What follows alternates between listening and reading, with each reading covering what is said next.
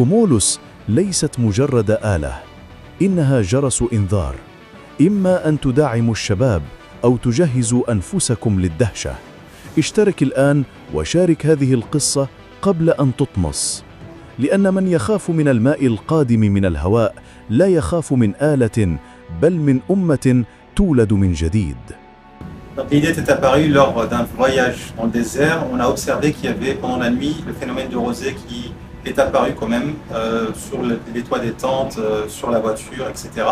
Donc même en plein désert, il y avait de l'eau dans l'air, sachant que l'une des voitures qui était partie dans le voyage était là juste pour emporter des bouteilles d'eau en plastique. Donc on s'est posé la question, comment on pourrait résoudre le problème d'accès à l'eau potable en exploitant ce phénomène, mais à travers une technologie qui puisse l'amener à un plus grand nombre de personnes. Et donc on a commencé l'aventure de là, on a passé pas mal de temps à explorer les technologies, regarder les composants, voir qui pourrait l'utiliser, qui pourrait adopter ces technologies.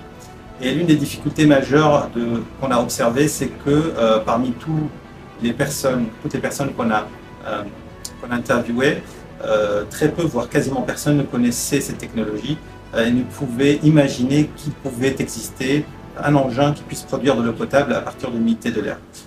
La deuxième difficulté, c'était également la pertinence des partenaires et des fournisseurs. وفي مكان ما في بروكسل أو باريس همس أحدهم: لا نريد يابانا جديدة في الجنوب، أوقفوا التمويل. قال قيس سعيد يوما: يجب أن نعطي الفرصة للشباب. ضحك كثيرون، لكن كومولوس كانت الرد: آلة تصنع 1,000 لتر سنوياً وتمنع 250 كيلوغرام من البلاستيك و2 طن من ثاني أكسيد الكربون. لم تأتي من بنك دولي، بل من شباب مجهولين يؤمنون أن بلدهم لا يستحق الموت عطشاً. إنهم لا يفرضون علينا حصاراً عسكرياً، بل مالياً.